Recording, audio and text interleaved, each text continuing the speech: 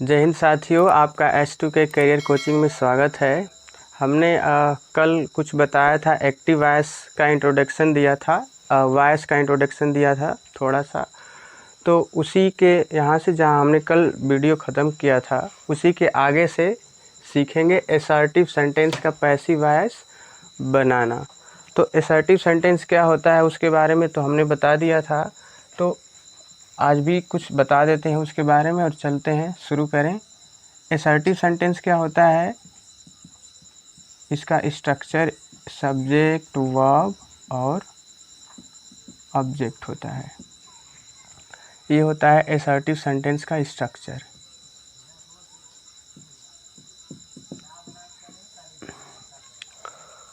और इसका passive voice चूँकि बनाने सीखना है, तो हम पहले तो नॉर्मल जो इसके रूल हैं, जनरल रूल हैं, हम उसको पहले बता दे रहे हैं कि असर्टिव सेंटेंस का जब पैसिव वॉइस बनाएंगे तो वो कौन से रूल हैं जो हम फॉलो करेंगे। तो जनरल रूल जो है वो हम बता दे रहे हैं आपको पहले। सब जो जनरल रूल हमेशा इस्तेमाल करेंगे असर्टिव सेंटेंस बनाने के लिए। तो क्या क्या है, पहले तो है कि सब्जेक्ट जो है इधर ऑब्जेक्ट जाता है, ऑब्जेक्ट बनता है। सब्जेक्ट जो है इधर ऑब्जेक्ट बनता है, और जो सब्जेक्ट को ऑब्जेक्ट बनाते हैं इससे पहले यहाँ पर प्रीपोजिशन आता है, और ये जो ऑब्जेक्ट होता है उसको क्या करते हैं, हम सब्जेक्ट बनाते हैं। ऑब्जेक्ट को सब्जेक्ट बनाते हैं। और जो ये वॉइस है, ये एक्टिव वॉइस की वर्ब होगी, तो इसको क्या करेंगे, पैसिव वॉइस की वर्ब में बदल देंगे। पैसिव वॉइस की वर्ब। तो चूँकि हम लोग तो सब्जेक्ट को ऑब्जेक्ट बनाना या ऑब्जेक्ट को सब्जेक्ट बनाना जानते हैं, और ये बहुत आसान होता है इसको करना। सबसे ज़्यादा प्रॉब्लम होता है कि एक्टिव वॉइस की वर्ब को पैसिव वॉइस की वर्ब में कैसे बदला जाए। तो इसी के बारे में हमको मेन रूप से फोकस करना है कि एक्टिव वॉइस की वर्ब क्या होगी, तो उसको पैसिव वॉइस में क्या बदलेंगे। तो चलिए, और कुछ रूल है जो हम बता देते हैं, जो हम फॉलो करेंगे जनरल रूल के रूप में। जैसे पर्सन को चेंज करना, पर्सन चेंज करते हैं। पर्सन वही first person, second person, third person होते हैं, उनको चेंज करना। तो उनको सीख लेते हैं कि पर्सन कैसे चेंज करेंगे। ये वाला रूल आप ख्याल रखेंगे, इसका यूज आएगा आगे। तो जो पर्सन चेंज करना है, पर्सन चेंज करेंगे, इसमें पर्सन को चेंज करना होता है, ये भी इम्पॉर्टेंट रोल है इसका। यानी जब पर्सन सब्जेक्टिव केस यानी सब्जेक्ट के स्थान पर लिखा रहेगा तो सब्जेक्टिव केस वाला यूज करेंगे, और जब पर्सन ऑब्जेक्ट के स्थान पर लिखा जाएगा तो उसका ऑब्जेक्टिव केस यूज करेंगे। जैसे सब्जेक्ट के स्थान पर लिखा जाता है अगर आई को, तो ये लिखाएगा। अगर इसी को ऑब्जेक्ट के स्थान पर लिखना हो जाए तो मी। वी सब्जेक्ट के स्थान पर लिखा जाता है, ऑब्जेक्ट के स्थान पर लिखना होगा तो अस। यू को जब सब्जेक्ट के स्थान पर लिखना होगा तो यू और इसका दोनों एक ही होता है, यू ही आता है। और ही को जब ऑब्जेक्ट के स्थान पर लिखना होता है तो हिम हो जाता है। सी को जब ऑब्जेक्ट के स्थान पर लिखना होता है तो हर हो जाता है, और जब इट को ऑब्जेक्ट के स्थान पर लिखना होता है तो इट ही होता है। और आगे ऊपर लिख दे रहे हैं थोड़ा सा, ये आप ख्याल करेंगे, ये होते हैं फर्स्ट पर्सन, ये होता है सेकेंड पर्सन,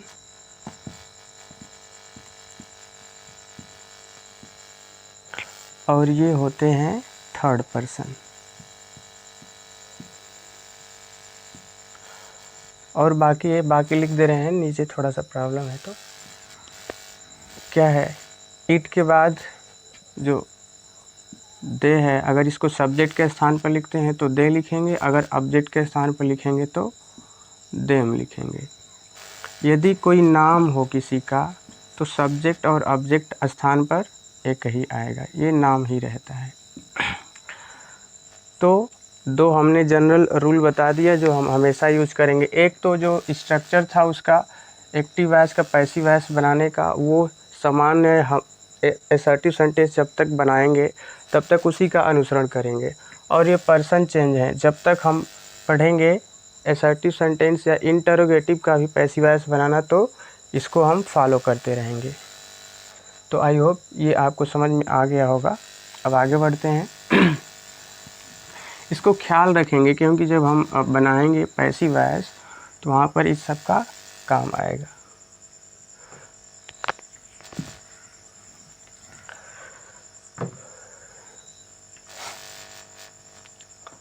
अब चूँकि जो असर्टिव सेंटेंस होता है वो सभी सेंटेंस होते हैं जो अफर्मेटिव सेंटेंस होते हैं ना, अफर्मेटिव सेंटेंस या निगेटिव सेंटेंस जो होते हैं,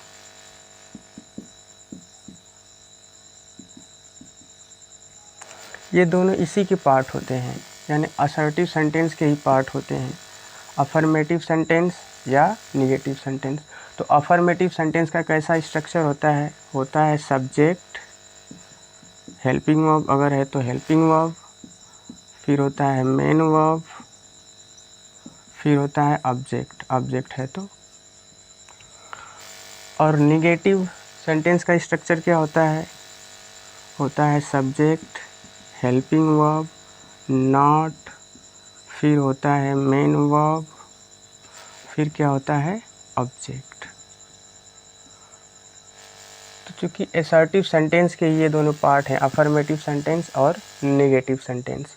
इसके क्यों पार्ट है? क्योंकि हमने बताया था कि असर्टिव सेंटेंस जो होता है उसकी शुरुआत सब्जेक्ट से होती है। देखो सब्जेक्ट से शुरू हो रहा है, यानी जो अफर्मेटिव सेंटेंस है और नेगेटिव सेंटेंस है वो असर्टिव सेंटेंस के ही पार्ट हैं।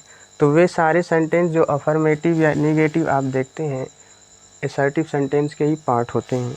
तो उसी तो हम बता रहे थे कि जो असर्टिव सेंटेंस होता है वो उसके दो पार्ट होते हैं, अफर्मेटिव सेंटेंस और negative sentence. Subject, helping verb, main verb, object. Affirmative sentence, negative sentence क्या है? सब्जेक्ट, हेल्पिंग वर्ब, नॉट आएगा, फिर मेन वर्ब, फिर ऑब्जेक्ट। तो ऐसा असर्टिव सेंटेंस ही होता है जब सब्जेक्ट से शुरुआत होती है। तो ये सब असर्टिव सेंटेंस का ही हिस्सा है। तो अब हम शुरू करते हैं सीखना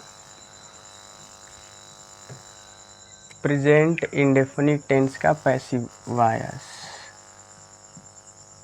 प्रेजेंट इंडेफिनिट टेंस का जो है passive voice, present indefinite tense का पैसिव वॉइस हम सीखना शुरू करेंगे। तो चूँकि हमको जो मेन सीखना है, जो active voice present indefinite tense की वर्ब है वो और उसकी पैसिव वॉइस की जो वर्ब है वो हमको मेन सीखना है। बाकी तो सब्जेक्ट को ऑब्जेक्ट और ऑब्जेक्ट को सब्जेक्ट तो वो तो बना ही लेते हैं, बहुत आसान होता है वो। तो हमको इसका जो मेन सीखना है एक्टिव वॉइस की वर्ब क्या होती है और पैसिव वॉइस की वर्ब क्या होती है। तो चलिए सीखते हैं प्रेजेंट इंडेफिनिट टेंस की एक्टिव वॉइस की वर्ब क्या होती है। एक्टिव वॉइस की वर्ब क्या है और इसको पैसिव वॉइस की वर्ब में क्या लिखते हैं। पैसिव वॉइस की वर्ब, तो एक्टिव वॉइस की वर्ब जो प्रेजेंट इंडेफिनिट टेंस की होती है वो पहचान के रूप में क्या होती है, मेन वर्ब का क्या होता है, फर्स्ट फॉर्म होता है, फर्स्ट फॉर्म। ये एक है।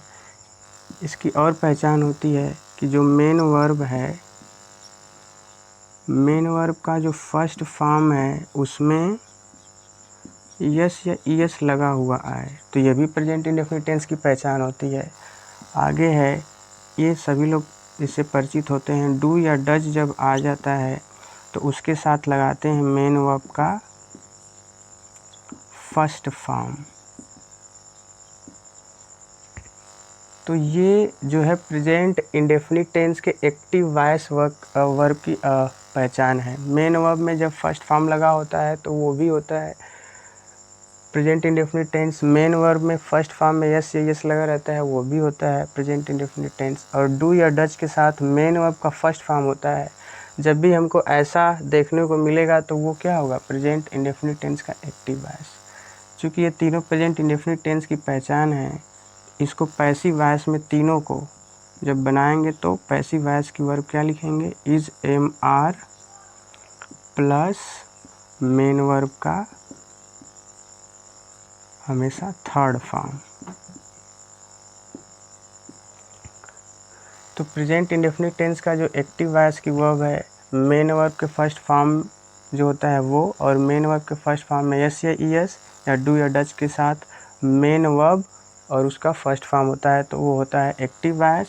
और इन सब का जो पैसिव होता है, क्योंकि ये सभी प्रेजेंट इंडेफिनिट टेंस से हैं, तो इनका जो पैसिव वॉइस की वर्ब होती है क्या होती है, इज एम आर और मेन वर्ब का थर्ड फॉर्म। तो चलिए अब कुछ एग्जाम्पल हम लेकर इन सबको बेहतरीन तरीके से समझाते हैं आगे।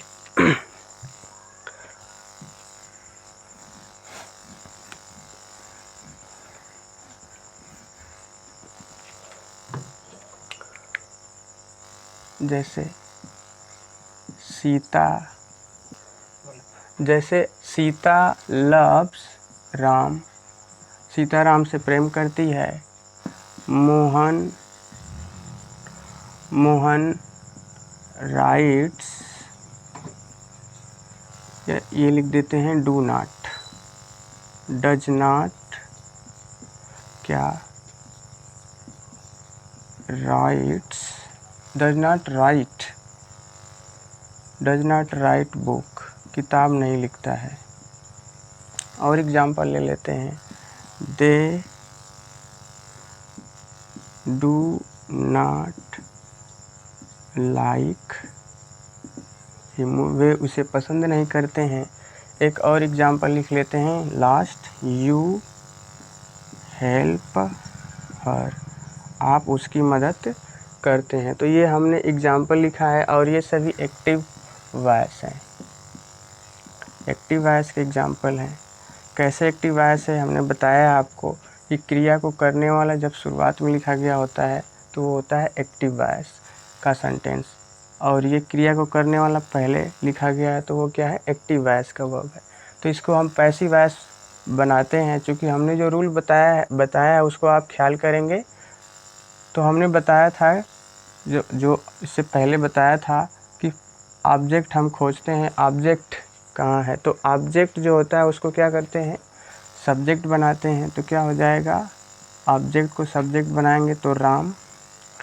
चूँकि ये पहचान से लव मतलब प्रेम करना, उसमें यस लगा है, तो ये जब मेन वर्ब में यस लगा होता है या यस में से कोई आता है तो वो प्रेजेंट इंडेफिनिट टेंस का पहचान होता है।